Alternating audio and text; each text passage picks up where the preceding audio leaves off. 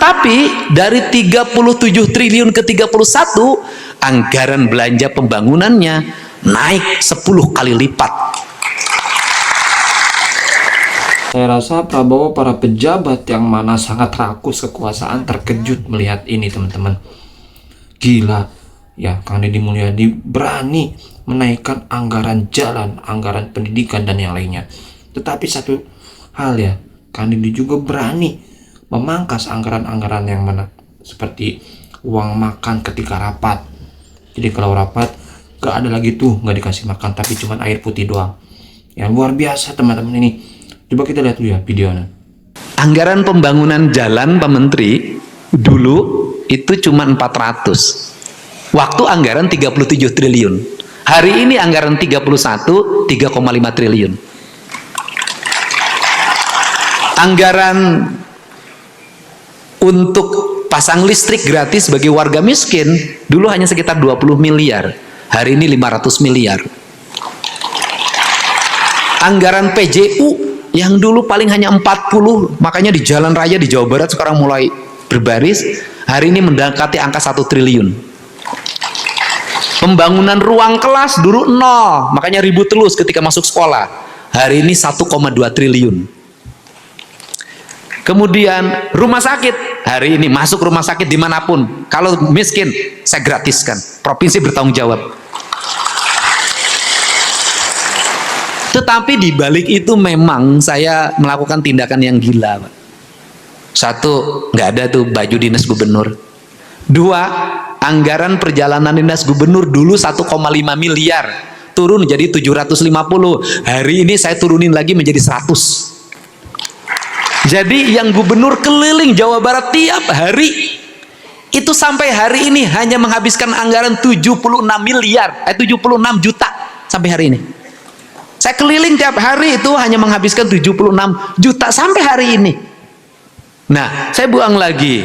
Nah, sekarang kita turun lagi tinggal 27. Apalagi? Enggak, saya ngumpulin birokrasi tadi. Saya mau nekat, bukan mau saya turunin. Anggaran jalan mau saya taikin jadi 4 triliun. Seluruh belanja publik akan saya taikin 4 triliun. Tetapi, mohon maaf Pak Menteri, tahun depan kalau berkunjung ke Jawa Barat tidak akan ada snack, tidak akan ada makan nasi dus, paling hanya air putih.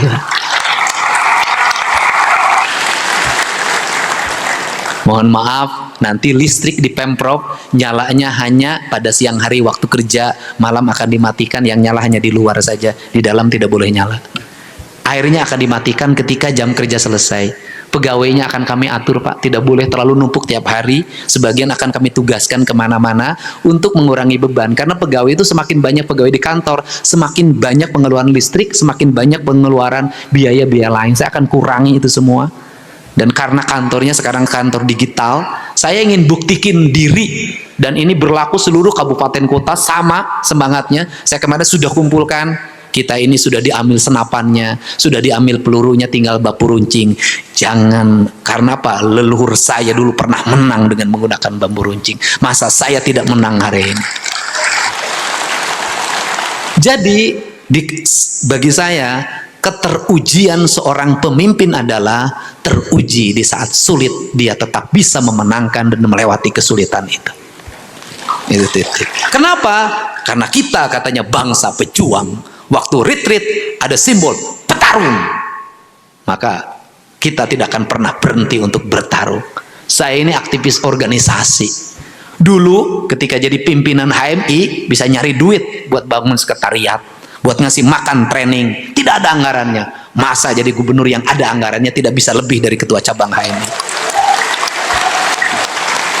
Dan yang terakhir, kita bersepakat Pak Wali Kota, para bupati, kami akan menggerakkan seluruh rakyat, karena saya tidak mau lagi di tempat saya ada orang mengadu, Pak. Kalau ada orang mengadu ke tempat saya, berarti kepala desanya tidak berfungsi. Kalau orang mengadu ke tempat saya, berarti camatnya tidak berfungsi. Kalau orang mengadu ke tempat saya, berarti bupati wali kotanya tidak berfungsi. Kenapa? Mengadunya sederhana kok. butuh uang 1,5 juta Pak untuk ongkos ke rumah sakit bolak-balik. Berangkatnya dari Indramayu, berangkatnya dari Cirebon, dari Tasik, berapa ongkosnya? Saya bikin gerakan Pak, hari ini tadi sudah dipelopori, namanya Poe Ibu, gerakan Sapoe Sarebu. Apa itu? Tiap warga harus nyimpan uang di depan rumah tiap pagi, dipupul oleh RT nunjuk bendaranya, dikumpulin, nanti di kantor desa dikumpulin, di situ ada ruang pelayanannya khusus untuk ngurusin warga yang dua kesulitannya, masalah sekolah dan kesehatan, dua saja. Seluruh kantor di seluruh provinsi Jawa Barat nanti akan ada ruang pelayanannya. Para bupati akan punya ruang pelayanannya, para camat punya ruang pelayanannya. Saya yakin Jawa Barat nanti bukan kekurangan, nanti akan kekurangan orang mengadu karena seluruh pengaduannya sudah selesai di berbagai titik. Nah, dari sinilah nanti kita akan mulai keadilan. Kenapa? Dari orang yang terpojok karena tidak bisa bayar untuk biaya kelahiran, dia mencuri. Dari yang kepepet karena anaknya pengen beli baju seragam, dia mencuri. Dari yang kepepet karena istrinya di rumah sakit, dia mencuri. Seluruh pencurian itu nanti akan menjadi hukuman manakala negara sudah membuat ruang-ruang keadilan. Tapi selama negara belum membuat ruang keadilan, tak pantas orang mencuri karena lapar dihukum. Untuk itu, semoga pertemuan hari ini pertemuan semangat kita semua untuk membangun rasa adil. Dan saya ngajak semua orang jangan mengatakan tidak ada uangnya, tidak ada anggarannya. Kalimat itu kalimat bohong. Kenapa? Giliran rakyat minta bantuan rumah sakit 500.000, Anda katakan tidak punya duit, tapi malam karaokean sama LC Anda punya duit.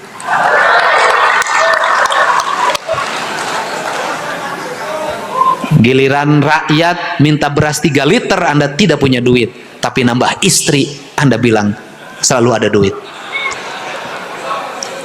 Ini penting Pak, ini penting karena tugas-tugas kemanusiaan ini hal penting, karena kita ditugaskan untuk menjadi pemimpin adalah untuk mewujudkan rasa adil di tengah-tengah masyarakat. Untuk itu mudah-mudahan pos bantuan hukum ini menjadi sarana untuk menyelesaikan berbagai konflik sosial, dimulai dari tingkat RT, tingkat RW, tingkat desa dan kelurahan. Kalau seluruh RT, RW, tingkat desa dan kelurahan memiliki perangkat yang cukup, keuangan yang cukup atau fiskal yang cukup, dan kemampuan intelektual dan emosional yang cukup untuk menyelesaikan, negeri ini cukup selesai di desa. Karena negeri ini adalah hamparan desa dan kelurahan, titik. Itu saja. Jadi untuk itu saya ucapkan terima kasih atas kehadirannya. Semoga sore hari ini menjadi jalan. Dan yang terakhir, saya satu kegiatan itu digunakan untuk 3 kegiatan. Jadi gedung ini disewa oleh Dinas Pendidikan untuk kegiatan nomenklatur Dinas Pendidikan. Tapi digunakan oleh BKD dan digunakan oleh hari ini oleh Pemprov Jabar bersama Kementerian Hukum. Jadi gratis. Ini cara efektif dalam memanage.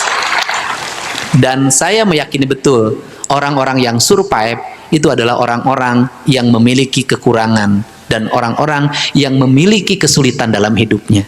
Jadi pemimpin yang diberikan banyak kesulitan sesungguhnya pemimpin yang sukses. Kalau pemimpin selalu mendapat kemudahan, bukan pemimpin sukses. Kalau saya dikasih 50 triliun, saya bukan pemimpin sukses. Tapi kalau saya dikasih 27 triliun, saya bisa membangun sama dengan 500 triliun, saya pemimpin sukses. Itu. Ini sarana latihan dan ini adalah jalan. Dan terakhir saya ngajak pada para kepala desa semua, yuk kita berpikir tentang Indonesia masa lalu. Bagaimana dulu kepala desa dipimpin oleh Kuwu dan Jaro, tidak ada dana desa, bisa membangun kantor desa, punya tanah bengkok, punya jalan desa, dihormati oleh rakyatnya. Dan hari ini banyak kepala desa turunan yang ke-7 dari kakeknya dulu jadi kepala desa berwibawa di desanya. Apa artinya? Membangun bukan umpulan angka-angka APBD, tapi membangun adalah spirit dari orang untuk membuat karya cipta tanpa harus hanya anggaran saja. Ini penting, Pak. Kenapa? Kekuatan kultural kita yang harus tumbuh. Saya berulang-ulang ngomong, kekuatan kultural kita harus tumbuh. Malah saya kalau boleh usul ke pemerintah, kepala desa tidak mesti punya ijazah. Kalau saya boleh usul. Kenapa? Memimpin desa beda dengan kepala OPD. Jadi kepala desa beda dengan jadi gubernur. Beda. Kepala desa adalah kekuatan kultural. Kekuatan sacido metu saucap nyata, legok tapak genteng kadek, itulah kekuatan yang bisa meredam kemarahan rakyat, bisa menggerakkan rakyat. Justru kalau menurut saya, dengan anggaran desa yang masuk sekarang bukan berarti melarang anggaran desa, tidak. Membuat kepala desa setiap hari merana. Kenapa merananya? Kepala desa nggak boleh korupsi, tapi tiap hari berbagai kelompok datang ke desa.